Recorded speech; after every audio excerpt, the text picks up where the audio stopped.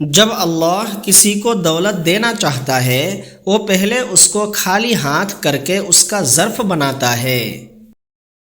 اللہ جب تجھے اونچا کرنا چاہتا ہے تو پہلے تیرے سہارے توڑتا ہے۔ بڑی نعمت سے پہلے بڑا صبر مقدر کیا جاتا ہے۔ محرومی وہ پہلا تحفہ ہے جس کے بعد عطا کا دروازہ کھلتا ہے۔ جو چیز تیرے دل سے اللہ کو ہٹا دے اللہ وہ چیز تجھ سے پہلے چھین لیتا ہے۔ فقر گناہوں کو جلا دینے والی آگ ہے، اسی کے بعد رزق برستا ہے۔ جسے اللہ نے چن لیا ہو اس کا نصیب چھن کر نہیں سنوار کر واپس آتا ہے۔ جس دل میں اللہ کو جگہ دینی ہو وہاں سے غیر خود بخود نکال دیے جاتے ہیں۔ آزمائش کا مقصد توڑنا نہیں تراشنا ہے۔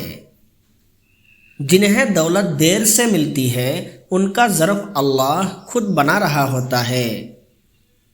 پہلے دل خالی ہوتا ہے پھر خزانہ ڈالا جاتا ہے۔ نعمت کا دروازہ صبر کی چابی سے ہی کھلتا ہے۔ جو لوگ آزمائش میں ثابت رہتے ہیں ان کی تقدیر بدل دی جاتی ہے۔ اللہ جب قریب آنا چاہے تو دنیا کی رونقیں تیرے اندر سے بجھا دیتا ہے۔ جو کچھ چھینا گیا وہ تیرے لیے تھا ہی نہیں، جو آنے والا ہے وہ بہتر ہے۔ ہر تکلیف تجھے وہاں لے جا رہی ہے جہاں تیری عزت اور رزق لکھا ہے۔ اگر تیرے پاس کچھ نہیں بچا سمجھ کہ اللہ تجھے نئے سرے سے لکھ رہا ہے۔ اللہ جب کسی کو بڑی دولت دینا چاہے تو پہلے اس سے 3 چیزیں چھین لیتا ہے۔ نمبر 1 سہارا، جب اللہ چاہے کہ تجھے اپنے سوا کسی پر نہ چھوڑے تو وہ سب کو تیرے در سے ہٹا دیتا ہے۔ نمبر 2 آرام، راحت سے انسان نہیں بنتا، آگ میں تپ کر سونا بنتا ہے۔ نمبر 3 گناہوں کا محبوبانہ ذریعہ، وہ چیز جس نے تجھے رب سے ہٹا رکھا ہو رب اسی کو تیری مٹھی سے نکال دیتا ہے۔